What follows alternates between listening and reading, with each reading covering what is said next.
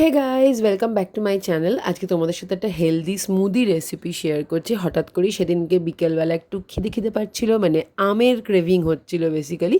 তো সেই জন্য ভাবলাম এটাকে হেলদি ওয়েতে একটু পেট ভরানোর মতনও খাওয়া যাক। তো আমি আর বাবি দুজনের মতো দুটো পোর্শনে আমি বানাচ্ছি। আমি সকালবেলায় দুধ দিয়ে ওটসটাকে ভিজিয়ে রেখেছিলাম, সেটাকে আমি ব্লেন্ডিং জারে ট্রান্সফার করে নিচ্ছি আর দিয়ে দিচ্ছি হচ্ছে স্লাইস করে রাখা আমগুলো।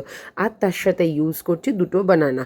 আমি এখানে কোনো চিনি বা অন্য কোনো মিষ্টি জাতীয় কিছু ব্যবহার করিনি। আর দিয়ে দিলাম অল্প আর একটু দুধ। তো এটাকে আমি একটু ব্লেন্ড করে নেব। ব্লেন্ড করে নেওয়ার পর দেখো এইরকম কিছুটা দেখতে হয়েছে। তো চলো এটাকে আমি কাপে আর আমার গ্লাসে একটু ট্রান্সফার করে নিই। আর এরপরে আমি কিছু স্লাইস করে রাখা আম রেখে দিয়েছিলাম, সেটাকে আমি ওর ওপর দিয়ে গার্নিশ করে দেবো। তো দেখতেও বেশ সুন্দর লাগছিলো আর খেতেও হয়েছিল ভীষণ ইয়াম্মি।